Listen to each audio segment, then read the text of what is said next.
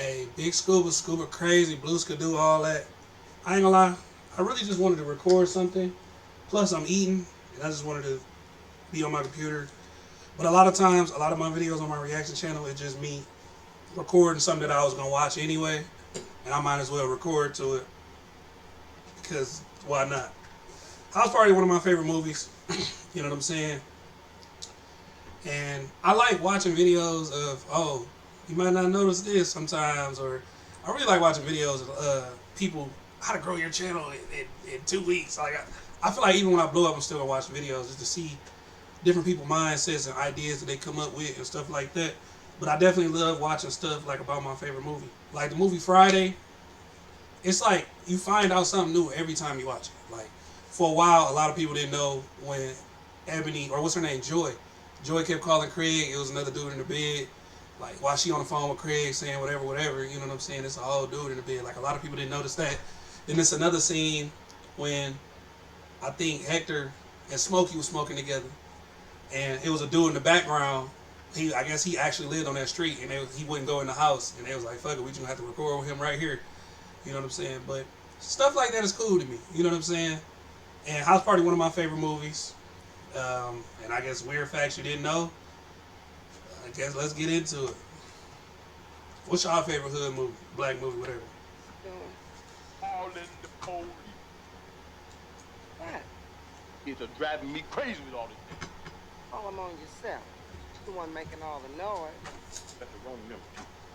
House Party wasn't supposed to work. It started as a Harvard thesis. The rapper who was supposed to star, he passed. The star who stole every scene, dead 9 days after release. His son was born 6 months later. The most iconic song in the film, not on the soundtrack. And the leads, they turned down a sitcom that launched one of the biggest movie careers in history. These are 15 weird facts about House Party. And the bonus, the song not on the soundtrack, is it?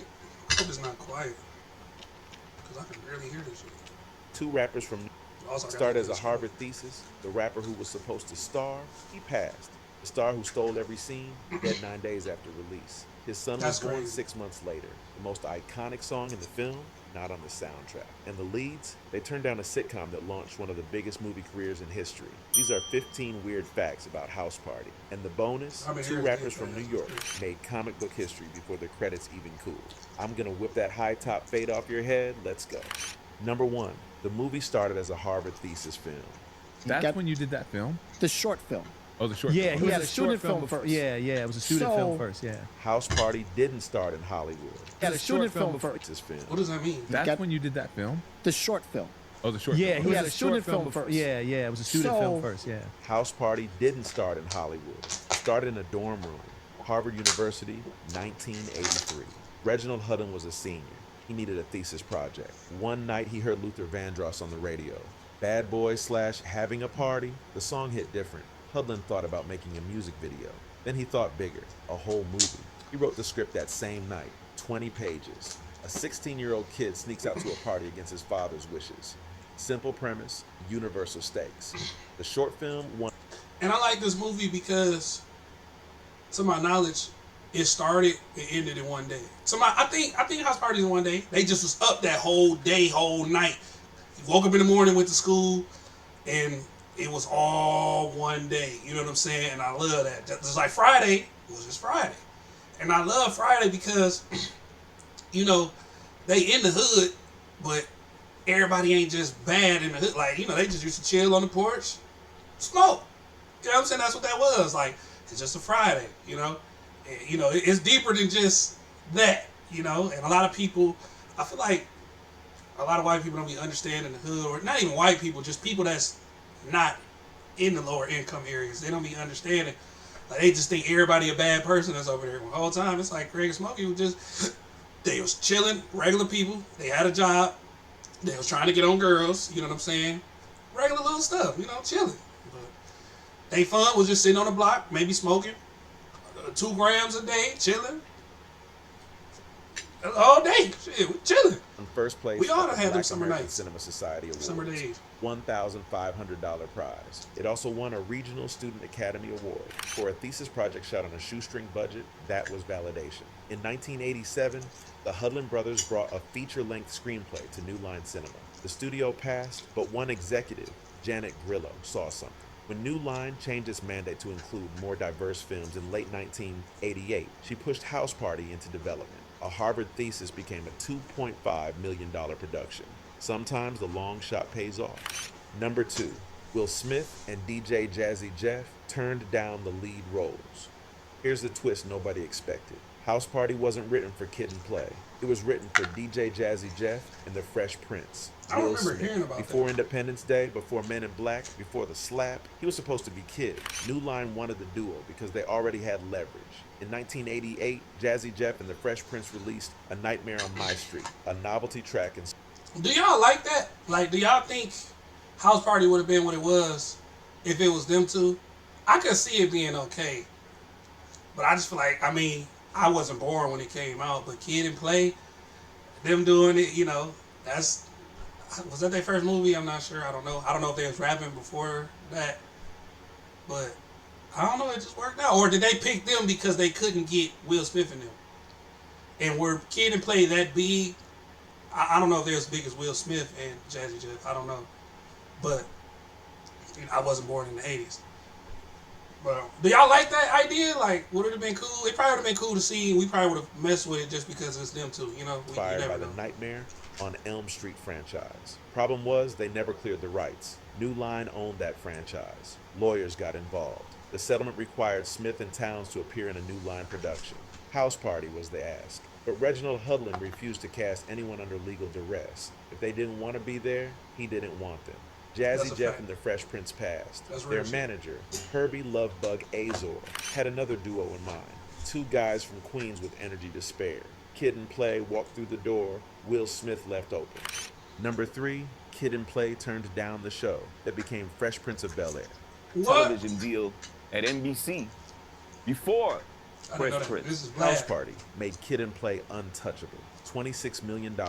Fresh Bel-Air. television deal at NBC before Fresh Prince. House Party made Kid and Play untouchable. $26 million against a $2.5 million budget. Suddenly, every network wanted a piece. NBC came calling with a sitcom deal. Primetime That makes slot sense, 'cause this built did on the came- duo's come out chemistry. A way sure thing. before. Kid and Play passed. The reason is documented. NBC had already given Kid and Play an animated cartoon series before the sitcom offer came. 13 episodes in, NBC canceled it. Kid and Play were furious. So when the sitcom deal landed on the table, they walked away out of spite. Kid later admitted it was a mistake. Small-minded thinking that cost them everything. We was pissed off, he said. We were like, we're not working with you. NBC didn't wait long. They gave the show to a rapper from West Philadelphia, Will Smith. The series became The Fresh Prince of Bel-Air. 6 seasons, 148 episodes. The launch pad for one of the biggest movie careers in Hollywood history. Kid and Play chose Pride over the deal. Will Smith chose Bel-Air. And what's crazy is I can see Kid and Play doing that, but do I see Kid being Jazzy Jeff and Play being Will, or vice versa, whatever? I probably see Play being Jazzy Jeff more so than, whatever. But do y'all think that would have worked? I see that working more than them in House Party. I don't know why, but Rest is history. Years later, Kid joked about it. Whatever happened to Will Smith? I never see the guy anywhere. Number 4, Robin Harris died 9 days after the rest is history. Kid and Play chose Pride over the deal. Will Smith chose Bel-Air. The rest is history. Years later, Kid joked about it. Whatever happened to Will Smith? I never see the guy anywhere. Oh, Number he was 4, being Robin sarcastic. Harris died 9 days after the film was released. His son was born 6 months later. Robin Harris played Pop, Kid's father, the man who delivered every threat with surgical precision, the man who made "I'm gonna whip that high top fade off your head" feel like Shakespeare. He was 36 years old, a comedian on the rise. His baby's kids routine was he was 36 made "I'm gonna 36? whip that high top fade off your head" feel like Shakespeare. He was 36 years old. I don't know what it is, or people just look older back in the days or something. Like, that's crazy though. 9 years, man. 36 is like, that's close to me. You know what I'm saying? I'm 29, so A comedian on the rise. His baby's kids routine was legendary. Stories about his girlfriend's friends' out-of-control children. Crowds loved him. House Party was his breakout role. The film opened March 9, 1990. 9 days later, Robin Harris was dead. March 18, 1990. Chicago, the Four Seasons Hotel. Harris had just performed a sold-out show at the Regal Theater. His brother found him unresponsive the next morning. Cardiac arrhythmia, gone at 36. His wife was pregnant. Robin Harris Jr. was born 6 months after his father's death. He never met the man who made millions laugh. Spike Lee dedicated Mo Better Blues to his memory. The Hudlin brothers honored him differently. Spike Lee dedicated Mo Better Blues to his memory. The Hudlin brothers honored him differently. In 1992, they produced Bebe's Kids as an animated feature. Faison Love voiced the Robin Harris character. The routine became a movie. The legacy lived on, but the loss. I don't think I knew that. Comedy That was Faison. I actually always thought that was him. I know it's supposed to be him, but that's hilarious. Bebe's Kids as an animated feature. Faison Love voiced the Robin Harris character. The routine became a movie. The legacy lived on, but the loss was permanent. Comedy lost a giant before the world fully knew his name. Number 5, Robin Harris's script just said, "Pop, no dialogue written." You know, I feel really fortunate and lucky. Like, I got to work with Robin Harris very close. Here's how much Reginald Hudlin trusted Robin Harris. He didn't write him any lines. The script pages for Pop contained one word, his name. No dialogue, no stage directions, just Pop. Harris was expected to fill in the rest himself. B. Fine of Full Force remembered the confusion. It just had his name. It said Pop. There was no lines. And I was like, what is he going to say? Reggie would just laugh and say, "You'll see." They saw. Every take, Harris delivered something different. Every take, it worked. The threats, the lectures, the pure exasperation of a father who could not believe his son's audacity, all improvised. Now that's talent, because he was funny in the movie. That whole movie, he had no lines. That's crazy. And even when they was roasting, you can kind of tell like it was semi-improv, because his name not Arnez J, I don't think. I forget his name that passed away, Ezel. I cannot remember his real name right now. But Ezel from Friday, y'all know what I'm talking about. I can say Ezel, y'all know what I'm talking about. When they was roasting, Ezel said that they had a lot of lines. He was like, they just cut all my stuff out. Like, he was like, we had a lot of stuff. They was going back and forth. But you could tell that it was improv, because I remember he had stuttered a little bit. You don't even know what, it was some stuff like that. That's fire. John Witherspoon got the same treatment. Hudlin held rehearsals where the cast could riff and experiment. The best material made it into the script. That's why House Party feels alive. The comedy isn't written, it's discovered. Harris and Witherspoon weren't performing lines. They were channeling every black father who ever waited up past midnight for their kid to walk through that door. You can't write that authenticity. You can only cast it. Number 6. The film opened number 3 at the box office. House Party wasn't supposed to compete with studio blockbusters. It was a $2.5 million indie film with no movie stars, no franchise, no built-in audience, just 2 rappers from New York and a dream. Opening weekend, March 9, 1990. 520 screens. Not wide release, targeted release. Urban markets. Cities where Kid and Play already had fame. Cities where hip-hop culture was already thriving. The result? $4.6 million in 3 days, almost $9,000 per screen average. House Party landed at number 3 at the box office. A teen comedy with no marketing budget was competing with studio tentpoles. The film stayed in the top 10 for 4 consecutive weeks. It expanded to 700 screens at its peak. By the time the theatrical run ended, House Party had grossed over $26 million domestically. Against a $2.5 million budget, that's more than 10 times return on investment. Then came home video. VHS rentals, cable airings, BET put it in heavy rotation. The movie kept earning long after it left theaters. A whole generation discovered House Party on their living room couches. Hollywood noticed. If a low-budget black film could outperform expectations this dramatically, maybe there was money in telling black stories. New Jack City came the next year. Boys in the Hood, Jungle Fever. House Party didn't just make money. It opened doors. Number 7. Martin Lawrence met Tisha Campbell on set. They later starred in Martin together. You guys got to see in Martin was what we saw on set. Because, in House Party, they weren't really together that much. Martin Lawrence had 1 film credit before House Party. Spike Lee's Do the Right Thing. He played C, one of the corner boys. Blink and you'd miss it. House Party gave him room to breathe. He played Bilal. the reluctant DJ who gets talked into spinning records at Play's party. Lawrence brought the frustration, the attitude, the comedic timing that would define his career. Tisha Campbell played Sydney, the smart, confident love interest who actually challenges Kid instead of just falling. And today's so crazy now, and this is random. This might be AI doing this video, because Tisha Campbell, because I think don't everybody call her Tisha Campbell? Ain't it Tisha Campbell, or am I tripping? I don't know.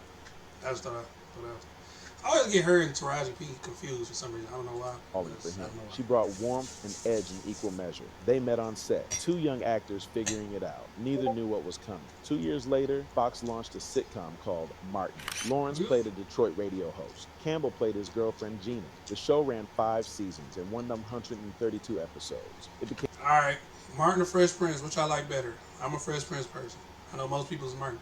But I always felt like a lot of people that watch Martin, like you can tell who watched Martin over Fresh Prince, and you can tell who watched Fresh Prince over Martin.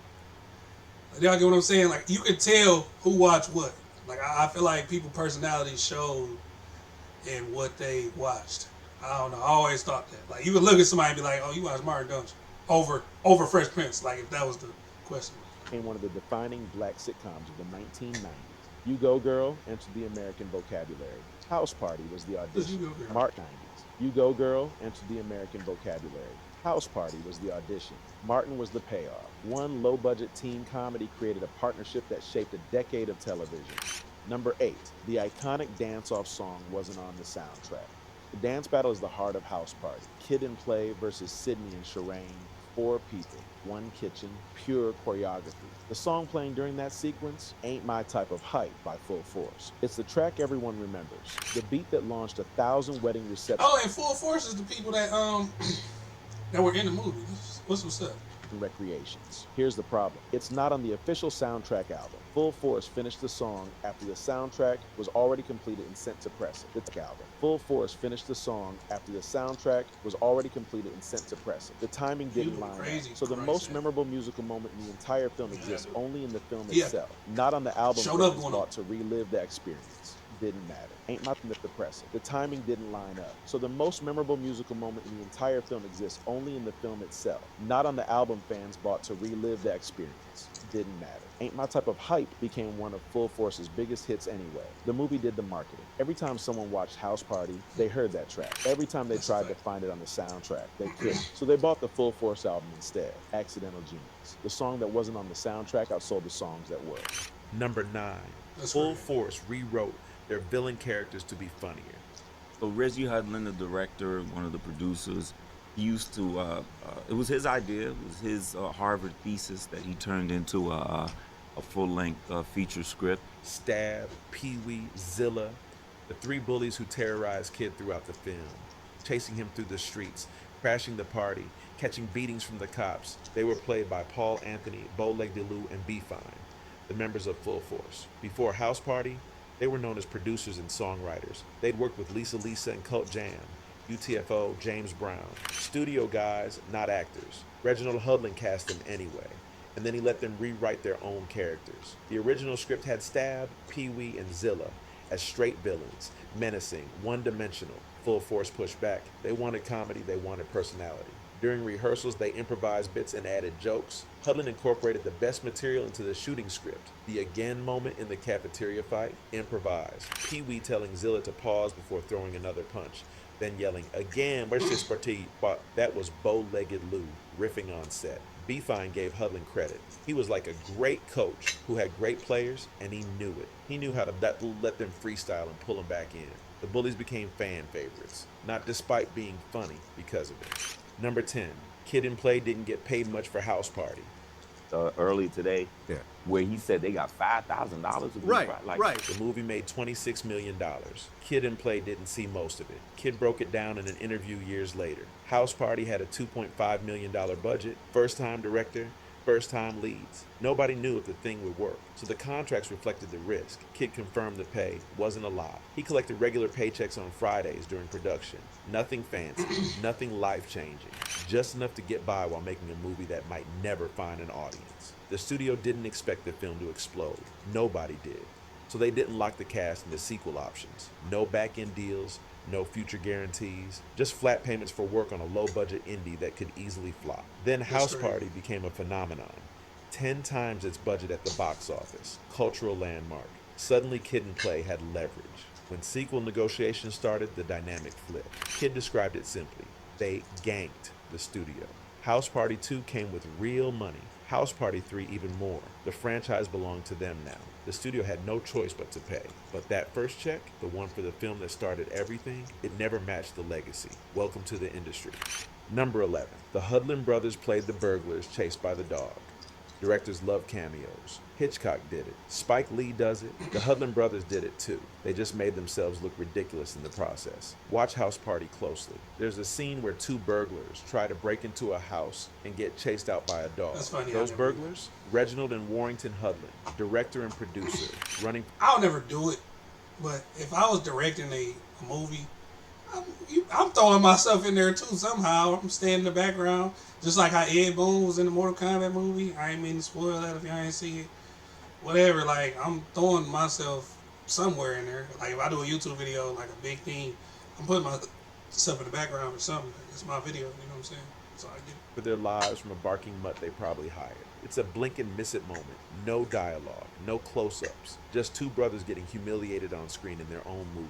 The kind of inside joke that only the crew would catch on opening night. But the Hudlin brothers earned that cameo. They'd been grinding for years. Warrington went to Yale. Reginald went to Harvard. In 1979, Warrington founded the Black Filmmaker Foundation in New York City, an organization dedicated to fostering independent black cinema.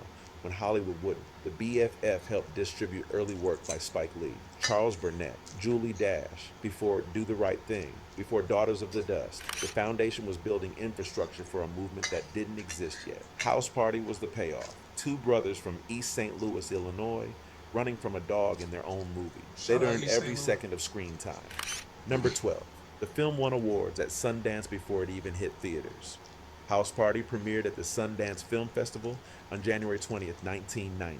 7 weeks before it opened in theaters. Nobody knew what to expect. The festival knew. Peter Deming won the Cinematography Award. The man behind the camera captured something special, the energy of a house party, the tension of a teenager on the run, the warmth of a community that felt real. His work got recognized before general audiences ever saw it. Reginald Hudlin won the Filmmakers Trophy, a first-time feature director. A Harvard thesis project expanded into a real movie, a first-time general audiences ever saw it. Reginald Hudlin won the Filmmakers Trophy, a first-time feature director. A Harvard thesis project expanded into a real movie. The industry was paying attention. Sundance has a history of launching careers.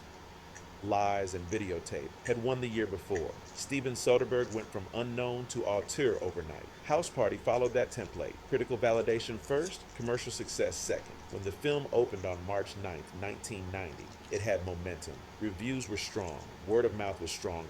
The Sundance wins gave it credibility. This wasn't just a rap movie. This was a real film. Critics who might have dismissed it gave it a chance. Roger Ebert gave it 3 out of 4 stars. He praised the energy, the exuberance, the wall-to-wall music. House Party wasn't just surviving critics, it was winning them over. Number 13, the cast was way too old to be in high school. What's up? Glad to see you make it, man. Nobody in House Party was actually a teenager, not even close. Kid was 25 years old playing a high schooler. Play was 27. Martin Lawrence, the guy cracking jokes in the background, was 24. These weren't fresh-faced kids sneaking out to a party. These were grown men in their mid to late 20s pretending to worry about curfew. Hollywood pulls this trick constantly, but House Party pushed it further than most. The energy was so convincing, the performances so natural, that audiences never questioned it. Kid looked young, Play moved young, Lawrence talked young, the illusion held. Then there's Robin Harris, the comedian played Pop, Kid's stern father. Harris was 36. That's only 11 years older than the actor playing his son. A decade and change. In real life, that's an older brother. Maybe a young uncle, not a dad grounding you for sneaking out. Harris made it work anyway. His delivery was so authoritative, so perfectly parental, that the age gap disappeared. I would never knew he was to 36. whip kids behind, you believed every word. The man was born to play a father figure, even if the math didn't add up. Nobody checked IDs at this party. Good thing. Half the cast would have been turned away for being too old. Number 14, Witherspoon and B.B. Drake played, a couple twice in 2 years.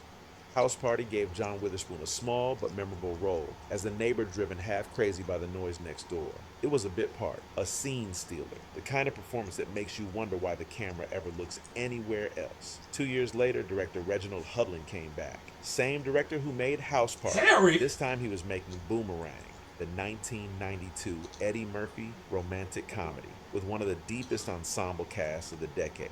And he brought Witherspoon with him, alongside Bebe Drake, who had also... So I gotta rewatch a lot of Eddie Murphy movies because, I haven't seen a lot of them as an adult, but I know everybody say like he the biggest comedy or best actor in period. It ain't gotta be comedian, but everybody always say he's the best of the best. So I gotta check his movies out and watch them as an adult, so I get a better understanding of a lot of them. Because I didn't know he was like as good as everybody say. Like every comedian I like, they all say Eddie Murphy the best. So. Appeared in House Party. Witherspoon was cast as Mr. Jackson. Drake played Mrs. Jackson, husband and wife, parents of David Alan Grier's uptight character Gerard. The Thanksgiving scene they anchored became one of the most talked about moments in the film. Witherspoon improvised his lines. He picked his own wardrobe. His scenes weren't even in the original cut. Eddie Murphy watched the footage and personally demanded they be added back in before the film was released. Same duo, same director, different movie, and somehow even funnier the second time around. Number 15. The film was inducted into the National Film Registry, then got the Criterion treatment. In December 2022, the Library of Congress made an announcement. 25 films would be added to the National Film Registry, preserved forever as culturally, historically, or aesthetically significant. House Party made the list. Same year as Iron Man. Same year as Carrie. Same year as The Little Mermaid. A $2.5 million teen comedy now sits alongside the most important films in American history. The recognition was overdue. House Party didn't somehow even funnier the second time around. Number 15. The film was inducted into the National Film Registry, then got the Criterion treatment. In December 2022, the Library of Congress made an announcement. 25 films would be added to the National Film Registry, preserved forever as culturally, historically, or aesthetically significant. House Party made the list. Same year as Iron Man. So why are these like Iron Man there? Like I don't know. Same year as Carrie. If somebody same year as The Little Mermaid. Watching this a want to explain to me what that $2.5 million means. teen comedy Those movies now being sits there, and alongside like why the Iron most Man and important Carrie films and in all those American Little history. Mermaid. The recognition was If it's like a culture movie, like I don't think. Well, I might not be in the culture to where people have to watch Little Mermaid, but I don't know. I also haven't seen it to know either, and I don't know if Iron Man was like I don't know if that place is like this will explain this culture. Like I don't know if that's what Iron Man would do for. I don't know what culture, so I don't know. Let me know. overdue. House Party didn't just entertain, it shifted culture. It brought black teenagers to the mainstream. It proved hip-hop could carry a movie. It launched careers. It opened doors for every black film that followed in the 1990s. Then came Criterion. In January 2026, the Criterion Collection released a new 4K restoration of House Party, supervised by cinematographer Peter Deming. Approved by Reginald Hudlin, the same company that preserves Kurosawa and Bergman now preserves Kid and Play. The release includes the original 1983 Harvard thesis short film, A New Conversation with Reginald and Warrington Hudlin, a cast reunion featuring Full Force, Tisha Campbell, A.J. Johnson, Christopher Martin, Daryl Chill Mitchell, and Christopher Reed. 36 years after it premiered, House Party is canon. Not just nostalgia, not just a cult classic. American cinema, preserved forever. The party never really ended, it just got archived. Bonus, House Party launched the first Rappers cartoon, and a Marvel comic book. House Party didn't just make money, it made Kid and Play into a franchise. 6 months after the film hit theaters, NBC greenlit an animated series. Kid and Play premiered September 8th, 1990. Making them the first rappers in history to have a Saturday morning cartoon. Before MC Hammer, before anybody. The show ran for 13 episodes on NBC. Marvel Productions and Saban Entertainment handled animation. The real Kid and Play appeared in live-action wraparounds, but voice actors played their animated counterparts. Martin Lawrence voiced their manager Herbie. The series stressed positive role models, like a hip-hop Fat Albert. Then came the comic books. In 1992, Marvel Comics published a 9-issue Kid and Play series based on the... What hero is this? Or villain is this? That's crazy. He looks sweet.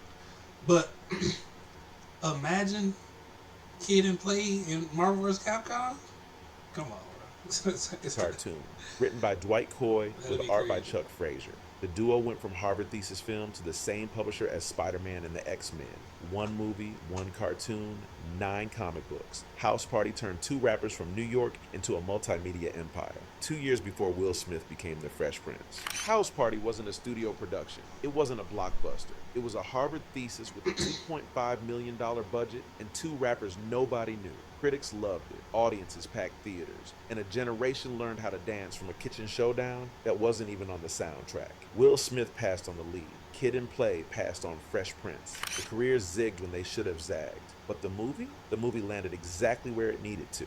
National Film Registry, Criterion Collection. 36 years later, What is the still National teaching Film Hollywood Registry? that black joy prints money. If this video taught you something, hit subscribe. Drop a comment with the 90s classic we should break down next. Because some films don't just entertain. They open doors that never close again. The party started in 1990. It never really ended. Thanks for watching.